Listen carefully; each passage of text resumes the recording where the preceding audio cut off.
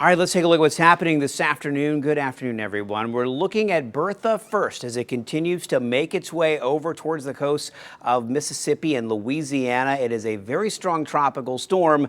Not a super organized tropical storm, but a strong tropical storm nonetheless, with a lot of the rainfall and moisture being pushed down to the south away from the center of the storm due to some wind shear, some winds acting opposite of it, trying to get itself together more. So those winds coming in out of the northeast are pushing all that moisture down to the south. Here's a quick look at the future tropical winds. And in the yellow, tropical storm force winds, and you'll see Bertha stays pretty strong throughout the day today and even into early tomorrow morning, still tropical storm force winds. But Bertha begins to run into some trouble as it gets along the coast in Mississippi and Louisiana with that wind shear really taking over. You see those tropical storm force winds disappearing and the remnants of Bertha moving over toward Texas potentially as we get to Thursday and to Friday. Let's compare a couple of computer models, the two that most people are familiar with, the American model and the European model. The American model in blue and the European model in green,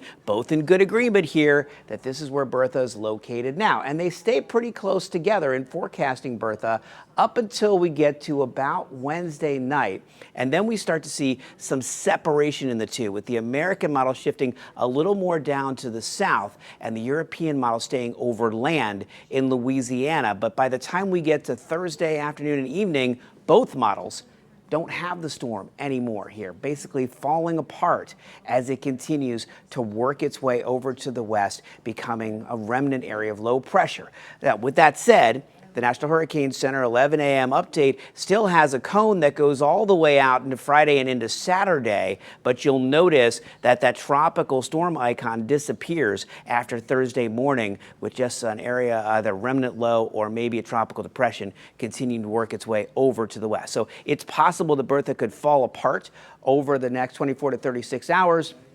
However, still tropical storm warnings in effect from the Florida Panhandle all the way to the Louisiana coast. Here's a look at what's happening here at home. We've got a lot of blue skies around as drier air continues to move in. Rain chances remain very low today, about 20% or less, especially along the coast where we're seeing a lot of that drier air move in. And there is some moisture still around, enough that we could see some inland showers and storms this afternoon. There's a couple showers offshore there. There's a couple showers there. And what we're seeing in the future track is maybe a coastal shower or a coastal thunderstorm or near the coast, but most of the activity happening inland this afternoon. That goes for tomorrow and Thursday as well. We're looking at low chances for rain with that drier air in. You may notice lower humidity. It still feels pretty hot outside. Temperatures low to mid 90s as we get into tomorrow and Thursday and even Friday. But on Friday and into the weekend, that moisture begins to return and we end up with more average rain chances for this time of year, around 40 to 50%